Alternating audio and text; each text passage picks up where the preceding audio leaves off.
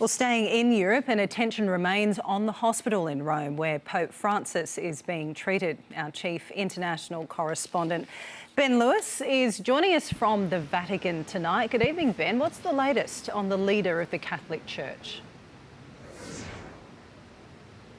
Janice, good evening. We just received the morning update from the Vatican press office. It is a brief one. It simply says the Pope slept well all night.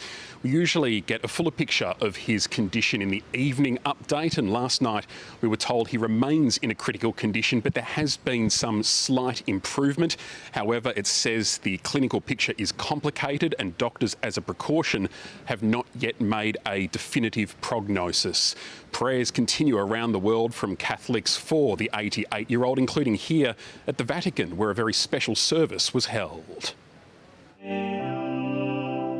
The second most senior official in the Vatican, leading prayer for the Pope in St Peter's Square.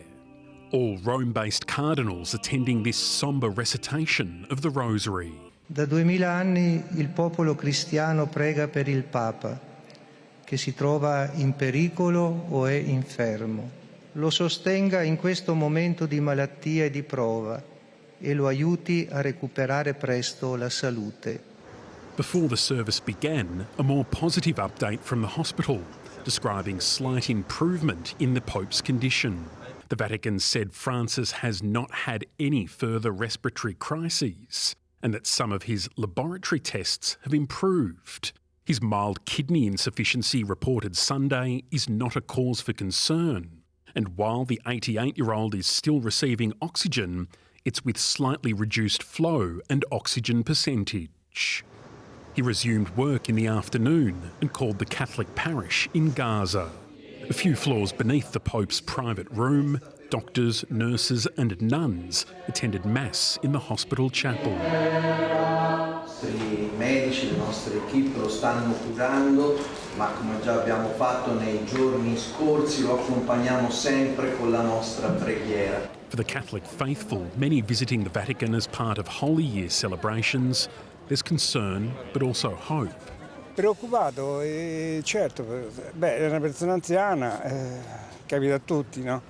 Però io spero che vada avanti. È una persona importante oggi come oggi in questo mondo che è pieno di guerra, è pieno di tante cose, che è l'unico che possa, come dire, tentare di fermarla. In Francis's native Argentina, they pray for his recovery. Que su salud no es solamente su salud, es la salud de la paz mundial. Por eso quisiera que siguiera viviendo un poco más, si es que no va a sufrir. And Ben, some Catholic cardinals have been speculating about the Pope's condition. How's that being received there?